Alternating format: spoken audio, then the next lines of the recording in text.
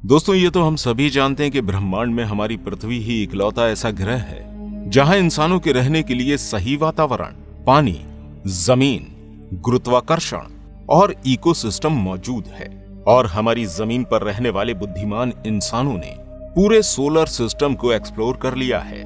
हम इंसान चांद की सतह पर तो कई बार जा चुके हैं और अब हम मंगल ग्रह पर जाने की तैयारी में लगे हुए हैं। लेकिन क्या कभी आपने सोचा है कि हमारे सौर मंडल में मौजूद इन ग्रहों की जमीन कैसी होगी? दोस्तों, अगर हम अपनी पृथ्वी की जमीन देखते हैं तो हमारी पृथ्वी के 70% हिस्से पर समुद्र फैले हुए हैं और 30% हिस्सा ऐसा है जहां पर बड़े बड़े जंगल, बड़े बड़े रेगिस्तान, ऊंचे नीचे पहाड़, समतल जमीन सभी कुछ मौजूद है। हमारी पृथ्वी का कोई भी हिस्सा एक सा नहीं है। लेकिन क्या हमारे सौर मंडल के अन्य ग्रह भी हमारी पृथ्वी के जैसे ही हैं? क्या इन ग्रहों की जमीन हमारी पृथ्वी के जैसी ही है या फिर हमारी पृथ्वी से कुछ अलग है? तो चलिए जानते हैं कि आखिर हमारे सौर मंडल में मौजूद इन ग्रहों की जमीन कैसी है। क्या दूसरे ग्रहों की जमीन पर हम इंसान रह सकते हैं? हमारे सौर मंडल में सूरज के बाद जो सबसे पहला ग्रह आता है वो है बुध ग्रह। इस ग्रह को मरकरी के नाम से भी जाना जाता है। इस ग्रह की हमारे सूरज से दूरी 6 करोड़ किलोमीटर है। यह ग्रह हमारे सूरज से सबसे ज्यादा नजदीक है, इसलिए इसके ऊपर हमारे सूरज का सबसे ज्यादा गुरुत्वाकर्षण का प्रभाव पड़ता है। दोस्तों, बुध भी हमारी पृथ्वी की तरह एक चट्टानी ग्रह है, यानी कि इस ग्रह पर भी जमीन मौजूद है। इस ग्रह की सतह काफी ज्यादा कठोर तो है, लेकिन यह ग्रह सूरज से काफी ज्यादा करीब है, इसलिए इसकी सतह का तापमान हमेशा 427 डिग्री सेल्सियस रहता है। यहाँ की जमीन चट्टानों की तरह तो है, लेकिन गर्मी की वजह से ये बिल्कुल एक चट्टानी लावे की तरह रहती है। इस ग्रह की सतह का तापमान इतना ज्यादा होने की वजह से इसे सौर मंडल का नर्क भी बोला जाता है। और इस ग्रह की एक साइड हमेशा सूरज की तरफ रहती है और दूसरी साइड हमेशा सूरज के पीछे रहती है। वो साइड जो हमेशा सूरज की तरफ रहती है, ये बहुत ज्यादा गर्म होती है। वहीं इसकी दूसरी साइड जो हमेशा सूरज के दूसरी ओर रहती है, वहां तक सूरज की रोशनी नहीं पहुंच पाती और इसी वजह से दूसरी साइड का टेम्परेचर -180 डिग्री सेल्सियस रहता है। दोस्तों, इस ग्रह की एक साइड पर आपको हड्डियों को गला देने वाली ठंड और दूसरी साइड पर हड्डियों को पिघला देने वाली गर्मी देखने को मिल जाएगी। और इसके इसी टेम्परेचर की वजह से हम इंसान इस ग्रह पर सरवाइव नहीं कर सकते। चलिए अब हम अपने सौर मंडल के अगले ग्रह शुक्र की तरफ चलते हैं। इस ग्रह के बारे में वैज्ञानिकों का कहना है कि आज से कई बिलियन साल पहले यह ग्रह हम इंसानों के जीवन जीने लायक हुआ करता था, जहां कई सारी बड़ी बड़ी नदियां, पहाड़ और समुद्र मौजूद थे। लेकिन धीरे धीरे करके इस ग्रह के वातावरण में कार्बन डाइऑक्साइड की मात्रा बढ़ती चली गई, जिसकी वजह से यह ग्रह एक नर्क में तब्दील हो गया।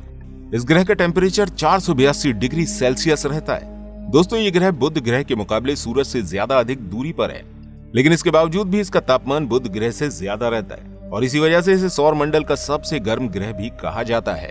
और इस ग्रह के इतने गर्म होने का कारण इसके वातावरण में मौजूद कार्बन डाइऑक्साइड गैस को बताया जाता है। दोस्तों, इस ग्रह पर चारों तरफ सिर्फ लावा और उबलती हुई जमीन फैली हुई है। अब बारी आती है सौर मंडल का नीला ग्रह कहलाने वाली हमारी पृथ्वी की। हमें यह बताने की बिल्कुल भी जरूरत नहीं है कि हमारी पृथ्वी की सतह कैसी है, क्योंकि हम अपना पूरा जीवन पृथ्वी की इसी सतह पर गुजार रहे हैं। हमारी पृथ्वी की सतह पर वो सभी चीजें मौजूद हैं जो हमारे जीवन जीने के लिए उपयोगी हैं। यहाँ भरपूर मात्रा में पानी है, हमारे रहने के लिए जमीन भी है। तो चलिए दोस्तों, अब हम सौर मंडल के चौथे ग्रह को भी देख लेते हैं। इस ग्रह को मंगल ग्रह के नाम से जाना जाता है। इस ग्रह की जमीन कुछ कुछ हमारी ग्रह पृथ्वी के जैसी है। यह ग्रह हमारी पृथ्वी के उन इलाकों के जैसा लगता है जहां पर रेगिस्तान फैले हुए हैं। इस ग्रह की जमीन हमारी पृथ्वी के मुकाबले काफी ज्यादा लाल है। इसके अलावा इस ग्रह पर काफी सारे पहाड़ भी फैले हुए हैं। इस ग्रह को लाल ग्रह के नाम से भी जाना जाता है। वैज्ञानिकों का कहना है कि इस ग्रह पर आज से कई मिलियन साल पहले जीवन के लिए आवश्यक सभी संसाधन मौजूद थे और इसी वजह से आज इस ग्रह पर जीवन की तलाश की जा रही है। अब दोस्तों, मंगल ग्रह से आगे बढ़कर सौर मंडल के अगले ग्रह पर पहुंचते हैं। यह हमारे सौर मंडल का सबसे बड़ा ग्रह है और इस ग्रह का नाम है बृहस्पति। यह ग्रह आकार में काफी ज्यादा बड़ा है। इसके अलावा यह ग्रह देखने में भी काफी ज्यादा खूबसूरत लगता है। इसके रंग बिरंगे बादल काफी ज्यादा अट्रैक्टिव दिखाई पड़ते हैं। लेकिन यह ग्रह बाहर से जितना सुंदर दिखता है उतना ही अंदर से खतरनाक भी है, क्योंकि यह पूरा का पूरा ग्रह गैस के बड़े बड़े बादलों का बना हुआ है, जिसमें सबसे ज्यादा बादल हाइड्रोजन और हीलियम गैस के हैं। इस ग्रह पर जमीन का कोई नामो निशान नहीं है। दोस्तों, बिना जमीन के हम नहीं रह सकते और इस ग्रह पर तो जमीन ही मौजूद नहीं है।